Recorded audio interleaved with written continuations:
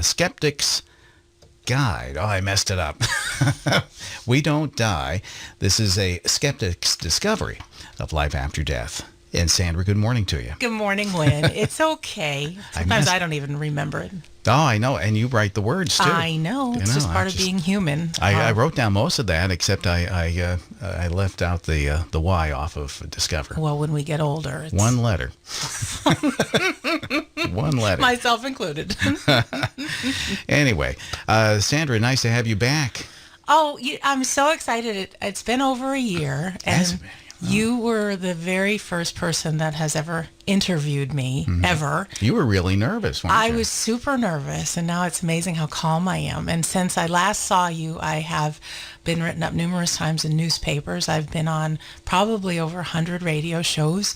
I was on Fox and NBC. I was on a big show called Coast to Coast AM in the wee hours, and over 600 other radio stations around North America broadcasted, and the books hit #1 on Amazon in US, UK, and Canada.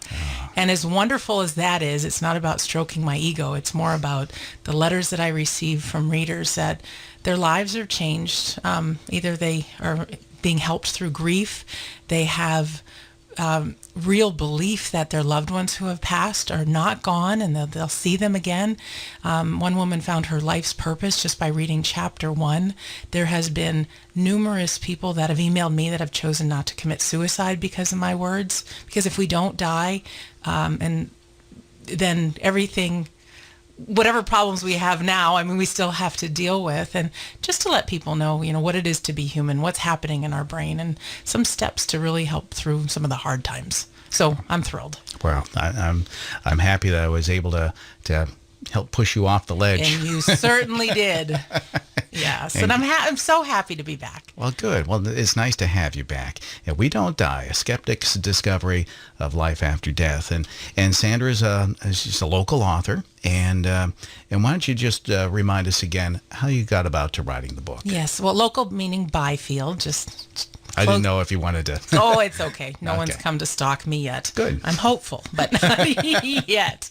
How I came to write the book is back in 1996, I developed a huge fear of dying. Not really sure where it came from, but I just couldn't handle not knowing what happens when I die. It does something happen. And I was never a believer in anything, even though I grew up religiously going to Catholic church every Sunday.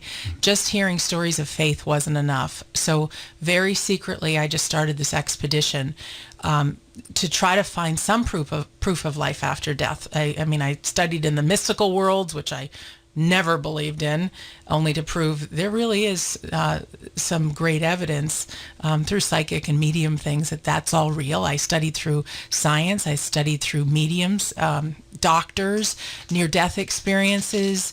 There's a lot of stories of different things that people are doing to prove that life after death is real that we don't hear in the mainstream conversation. So I dug into all that, and for myself, when I was convinced that we go on.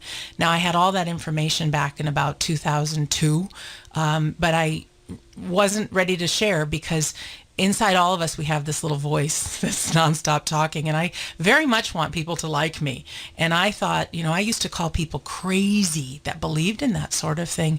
And for me to kind of come out of the closet and all of a sudden be one of those wackos that are talking this language, I thought I'd lose my friends, lose my family. But I thought, maybe someday I'll tell people. But not quite yet.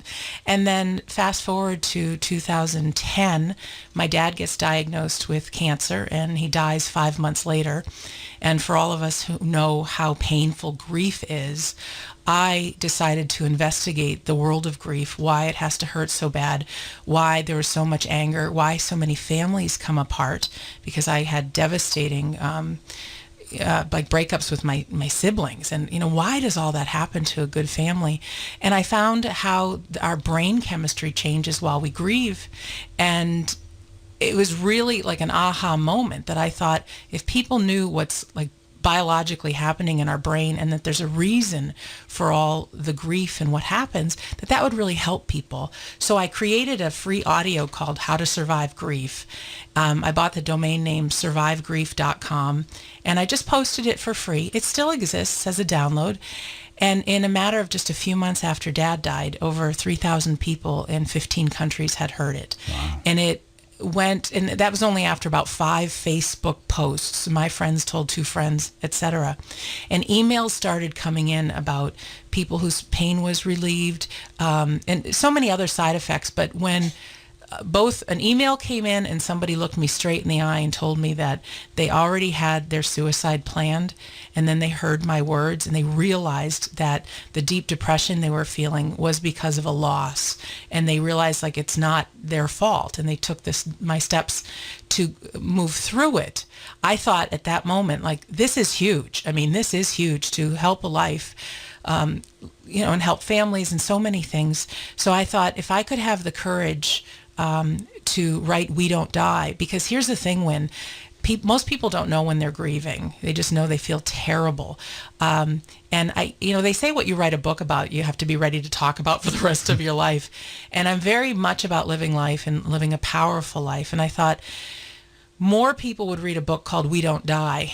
And if I could deliver on that title, give every bit of evidence that I have discovered that we go on. Chapter 10 of my book is actually this How to Survive Grief audio.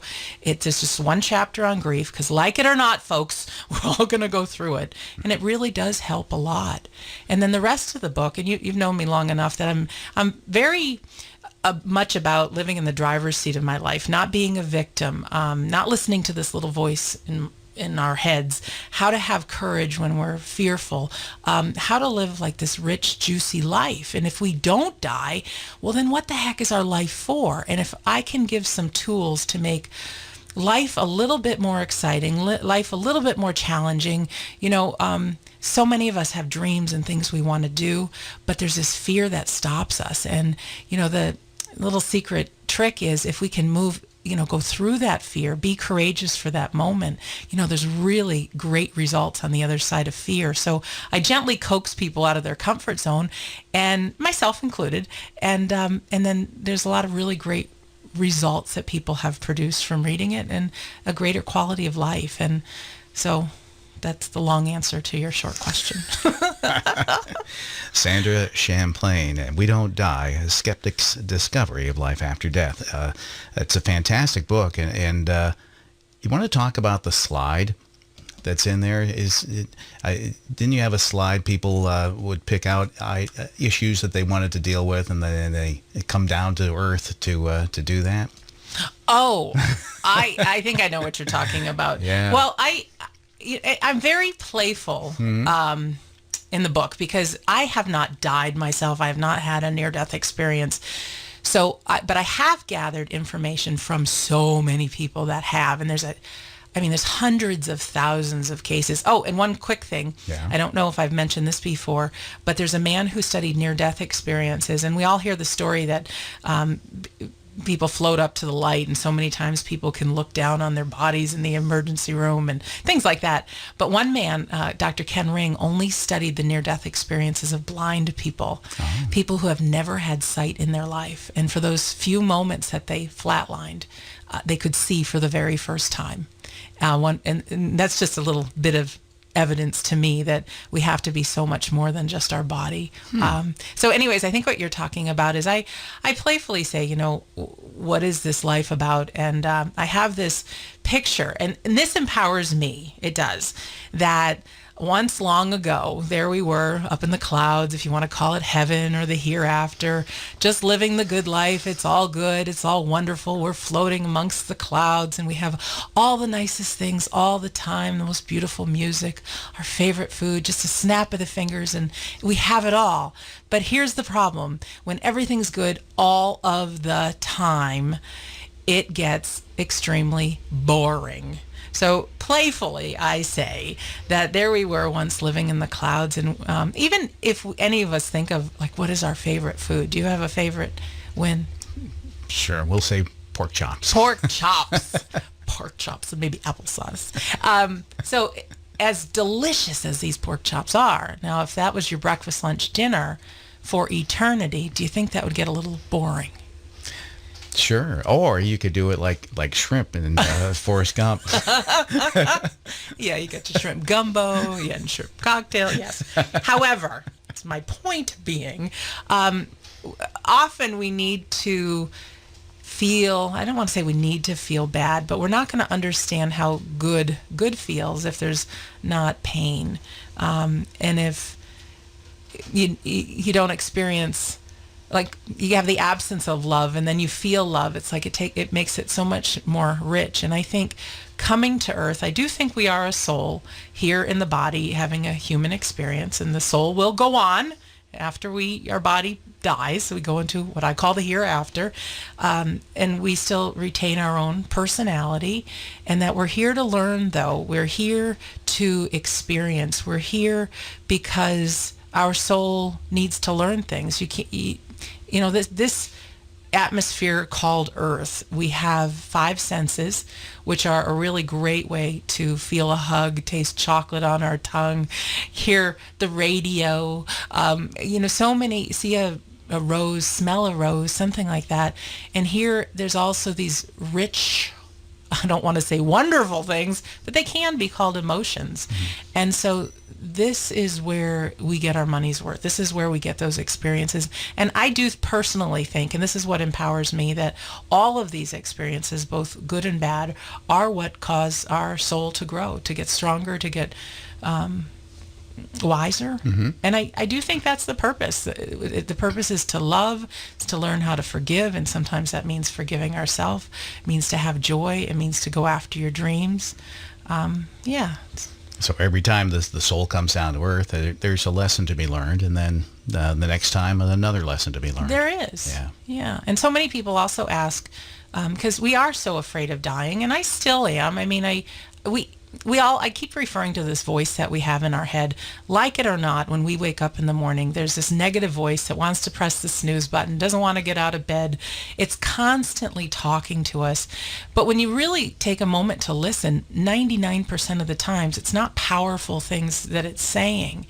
And I think that's one of the things about being human that we signed up for, is we have this little voice that has us forget who we really are. So I try to let people know that we quiet that voice, and that moment that does happen, then we do die, that our body does. I mean, it's simply as like closing your eyes here, and then you're going to open them up again somewhere so much more real. They say there's more vivid colors. Our loved ones are around us. Have got this feeling of returning home, and that little voice that's nonstop berating us sometimes. I mean, mine's always saying, I'm now 48 years old and I'm still single. So mine's like, no one's ever going to love you. You're going to die an old spinster. I mean, it's silly. But that voice is gone. And what's left is pure love. So there's nothing to be afraid of. All right, we're talking with Sandra Champlain. She wrote the book. She's from Byfield. She wrote the book, We Don't Die, A Skeptic's Discovery of Life After Death, available worldwide. And you're even a subject of a documentary. It's very exciting. Yes. First of all, if anybody wants to, you can get the book at your local bookstore. WeDon'tDie.com is my website to contact me. And I had a person who had seen my book title, We Don't Die, A Skeptic's Discovery of Life After Death. And at first he just blew it off, like, can't be, no way, that's not possible. Well, something got into his mind, like, what the heck is in that book that this woman could name it that? So this man read We Don't Die. He came to find me, and he said that I changed his life. He went from atheist, cynic, not believing in anything, to now believing in something so much more possible, like what we are as human beings. And he found his own spirituality. I don't push religion on anyone or my faith. I just give the whole world of my evidence, and what surfaces naturally for people is a belief in something bigger than themselves. And he was so moved by this book that he said, I'd like to make a documentary about you. And his name is Robert Lyon. He's an Emmy Award-winning filmmaker in Miami. He flew up to Byfield, spent 2 days with me, and he made this 50-minute documentary that you'll get the goosebumps, Win, because it's all those like aha moments that he had, the things that really did it for him and convinced him, that he interviewed me about. And there's some demonstrations of some of the things I talk about in the book, also on the movie. And if anybody wants to see that, that's also at my website, wedon'tdie.com. You can watch it live there or order a copy. Nice. Yeah, it's exciting. It is. Well, and it all started here at the Legends. It all started here with Win Damon, here in Newburyport on the Legends. Yes. That's what I do, just change lives. You just change lives. Give people their launching point. Make them famous. Well, Sandra, I want to thank you for joining us, and we'll have to keep it less than a year the next time. Yes. Yeah, we don't die. Thank you, Win. Oh, you're welcome. Thank you very much for sharing with us, and for folks, well, for probably most folks wouldn't know what you do anyway, in addition to writing books and speaking about it, is you work with auto racing teams. Auto racing teams, in the IMSA sports car series. I travel all over the country cooking for race car teams. Could be 600 to 800 people. I get to cook for Bobby Rahal, actor Patrick Dempsey, Grey's Anatomy heartthrob, McDreamy, and bunches of other just really wonderful folks. Yeah, I travel from Daytona, California. I'm heading next week to Toronto, and it's really great because do we have time for a quick story? Sure. One of the TV announcers saw my book table at the racetrack, because right in the middle of the buffet, there's a big sign, "We don't die," and I have my books on display. Of course I do. But one of the TV announcers asked, what's this all about? And this man used to be a driver for NASCAR, and he's won championships and things like that. And so I told him, and he says, "I've got a story I've never told anybody." He said, in the 70s, he said, I got into a terrible car accident. And in the hospital, I actually flatlined. And he said, I went immediately to this place. He said it was so more real than just where we are now. And he says, my grandmother and grandfather were there holding my hand. They were there greeting me. And he said, I realized it was heaven, or whatever you want to call it. But he said it was so peaceful. There was no pain, all joy. But then he looked down and he could see himself in the hospital room. He was in a coma. He saw his mom, dad, and brother praying for him. And he felt like he had the choice, stay with grandma and grandpa or go back. And he was in his 20s then, and he knew the right thing to do was to go back. So he woke up in his body in a tremendous amount of pain, but he knew that there's this other place. And so from that point, what happened was, the reason he says that he won so many awards and he won so many races and won all the championships is he says, I wasn't afraid to live life because I wasn't afraid of death. So he says, Sandra, I think that's what had me put my foot farther down on the pedal, go faster than everyone else, take chances I normally wouldn't take, and then win. And so not necessarily do I want people to drive 200 miles an hour, but if we don't have that fear to know nothing really is going to happen, if I can, through that experience, let people know you can take risks. You can say things you normally wouldn't say to someone. If you want to say, I love you, how many relationships people are so afraid to say it? Well, say it. Or take a chance going after, your dream job or whatever that is. And that was just a really great story that came from racing. So my racing community really supports everything I'm up to. Terrific. And we do too. Thank you. All right. We Don't Die, A Skeptic's Discovery of Life After Death. Sandra Champlain from Byfield. Thank you very much. WeDon'tDie.com. WeDon'tDie.com. That's the one. Memorize that one. It's 8:54.